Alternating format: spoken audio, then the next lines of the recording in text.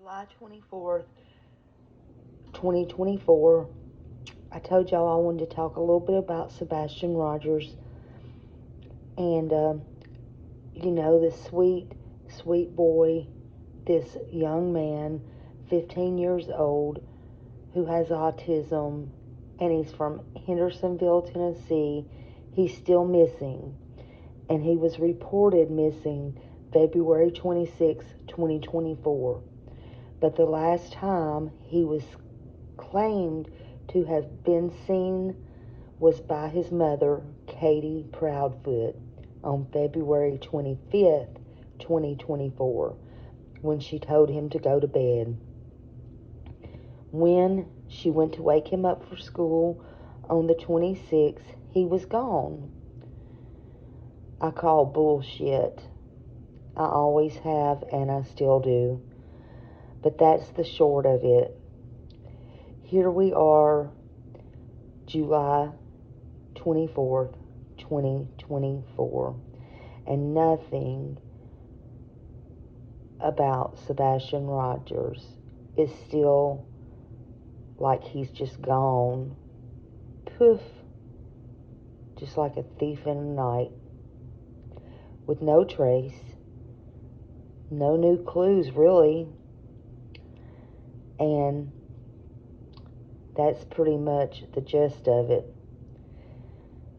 Everybody's still looking for him, and not much though has been said. It's been 5 months. Now, supposedly, he left barefoot because all of his shoes was accounted for, according to Mom and Stepdad, Christopher Proudfoot. And they were very crystal clear about that, even though allegedly Stepdad was 3.5 hours away in Memphis, Tennessee, at work. And they both were crystal clear that Mom was the only one home with Sebastian. That's their story, and they're sticking to it. So not only did Katie Proudfoot box herself in, Chris boxed Katie in, and I feel at every twist and turn, with no way out for Katie, in my opinion, making her the prime number one suspect. Even though, in all fairness, law enforcement has not named any suspects in this case at this time, at least not publicly. There was no trail of anything. Sebastian had left his phone in the kitchen. Usually, common sense will tell you, no matter who you are, where your phone is usually the last place you were. So I question, why was his phone in the kitchen? Why was it not taken in his room, if he did make it in his room to his bed that night, according to Katie Proudfoot, his mother's story? There was no signs of Sebastian on any cameras anywhere in the neighborhood, nor no cars coming or going to pick him up or anything like that. You had police that were called the 26th. There's dispatch calls that were put out. I even put those out. And then there was a search. Police went knocking on doors. Everybody walking. Searchers came. Everybody looking.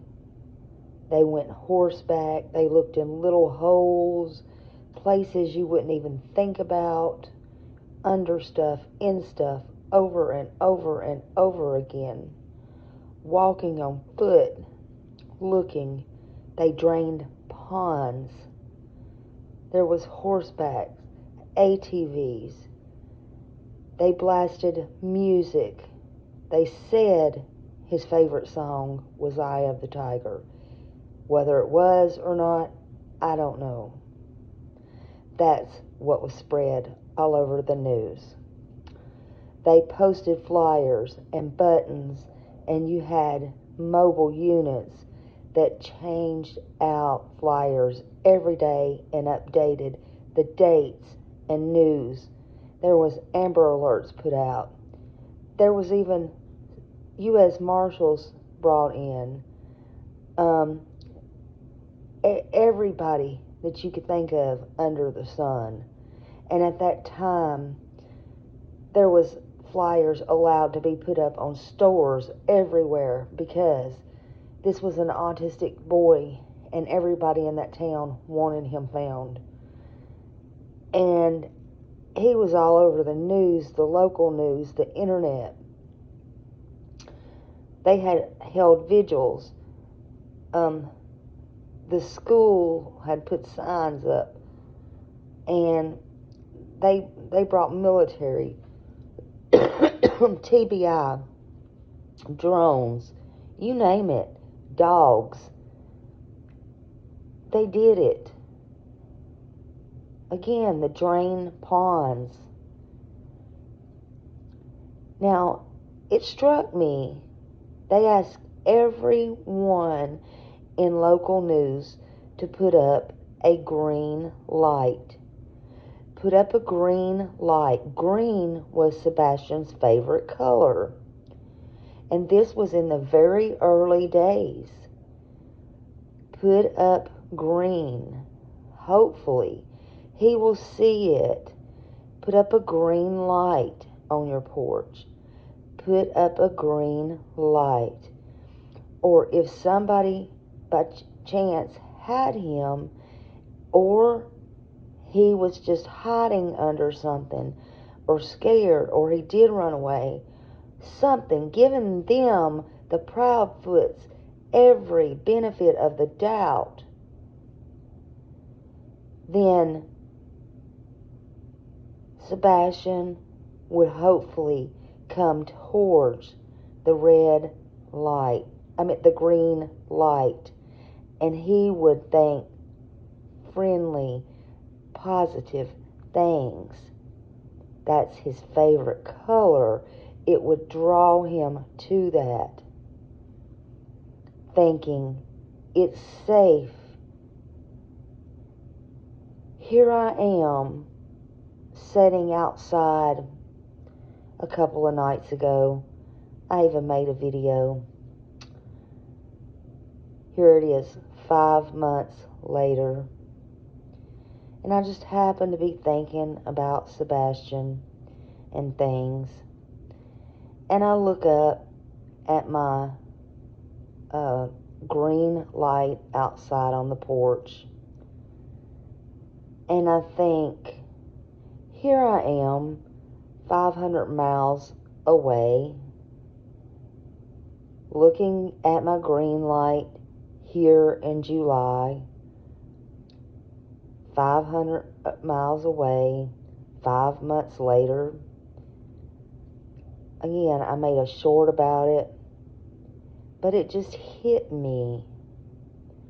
Sometimes I have these epiphanies.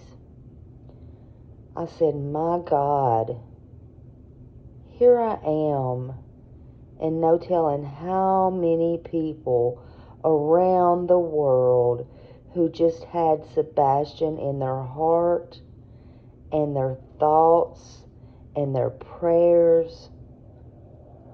Who knows, there is nothing they can do but keep his name, his face out there, and pray and hope the best for him, and go out of their way to take their time and their money to actually put up a green light bulb.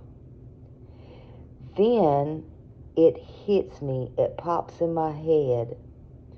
From day one, his own damn mother, the last one seen with him, and locked herself in with him, could not even screw a green light bulb on her porch or on her garage or anywhere in a lamp and set it on her porch or anything,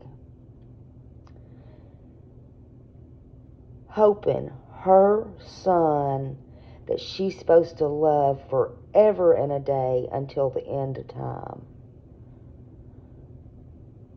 her son would see that in the early days, if he was still alive and well or somewhere, and come home, that green light would draw him home. She never left a green light or any light in the house on, for that matter. Katie Proudfoot got gone. She wasn't waiting or looking for something she knows where it is at. It being him being her child that has a name, Sebastian Rogers. She was not waiting at all. She, like that song, didn't leave every light in the house on. Katie, why won't you tell us where Sebastian is? Because in my opinion, you know. I asked Chris, I said, I hate to ask you this, but if even for one split second when you were coming home or anything, did you ever once think it was a possibility that your wife could have had anything to do with Sebastian getting gone? And he said, no, it never crossed my mind at all. I can't in even good conscience believe that, because I know Sebastian was not his blood. But for a split second, he had to have questioned that, because if he didn't, blood or no blood, that would not be normal. Because it would only be normal for anybody to say, my God, she or he was the last person. Was there anything possibly? Maybe? And there would be nothing wrong with thinking that. And I just don't buy that.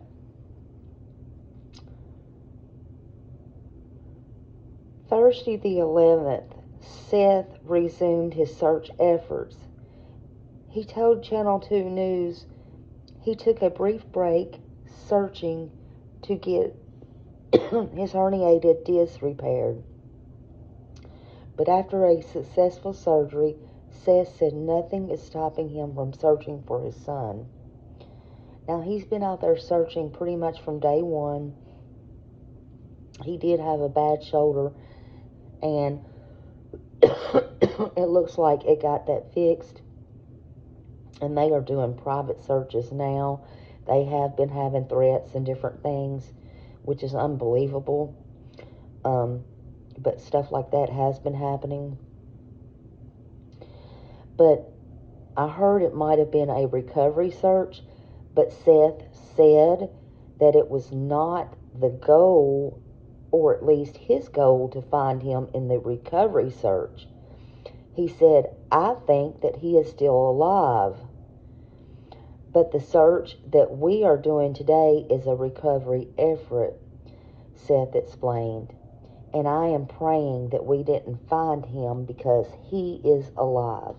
So Seth is definitely still holding out the hope that Sebastian is alive. And I want Seth to know that we are all still out here praying for him and his family. But most of all, we are praying that somehow Sebastian is safe and will come home soon. Keep the faith. Just keep the faith. Whatever happens, this is wrong. And hopefully, alive or not,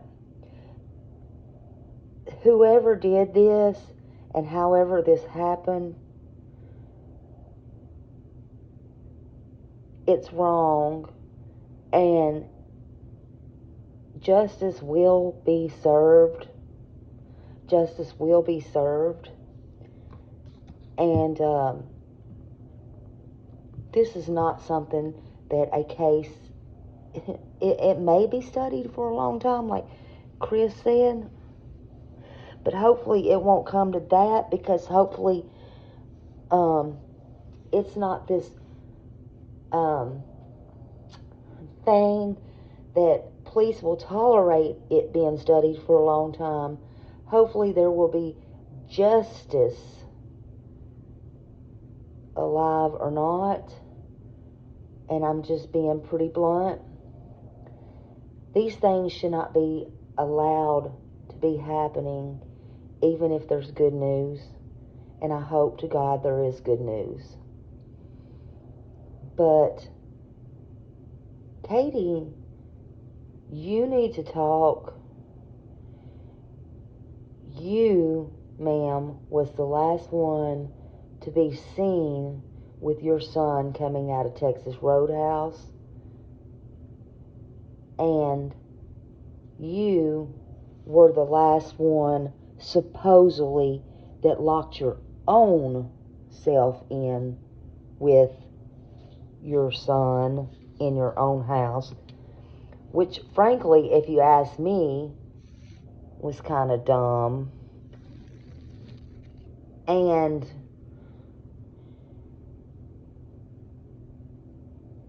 you allowed your husband, Mr. Chris, to allow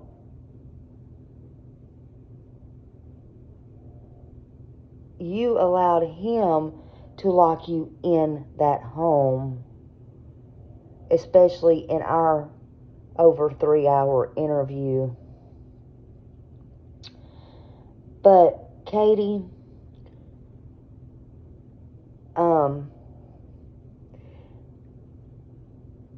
I will talk to you one-on-one. I didn't have questions prepared for you the night your husband kind of demanded that I come on alive. But if you want to talk to me, I'll be more than happy to talk to you and be respectful, like I think I was that night when you both were on panel. I'm kind of wondering if you would speak to me, just me and you, because I have some questions. I have questions for you.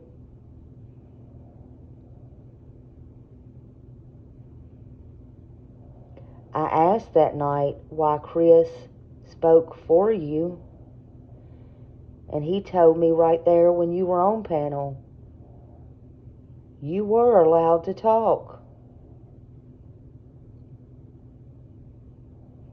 I do invite you back. Chris knows how to message me. Let's set that up. Can you do that for your son? I stand for your son. I got my green light for your son.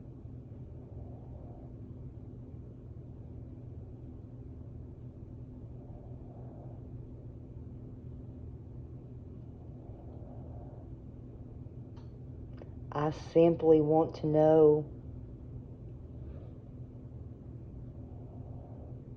what you're doing for your son.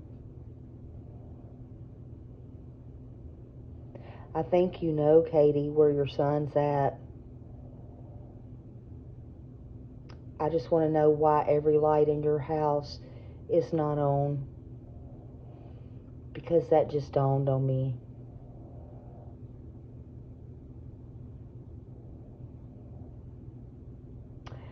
And why is it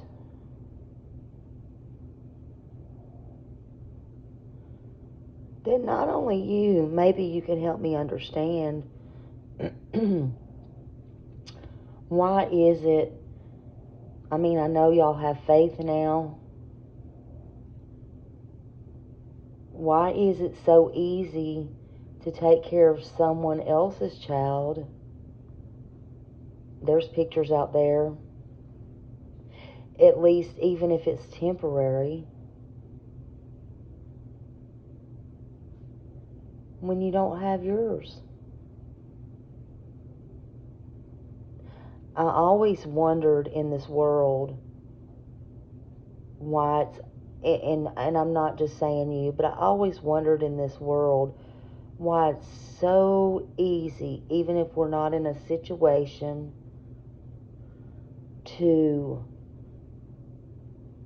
have children missing or anything like that. Have you ever noticed sometimes people put others first before they do their own?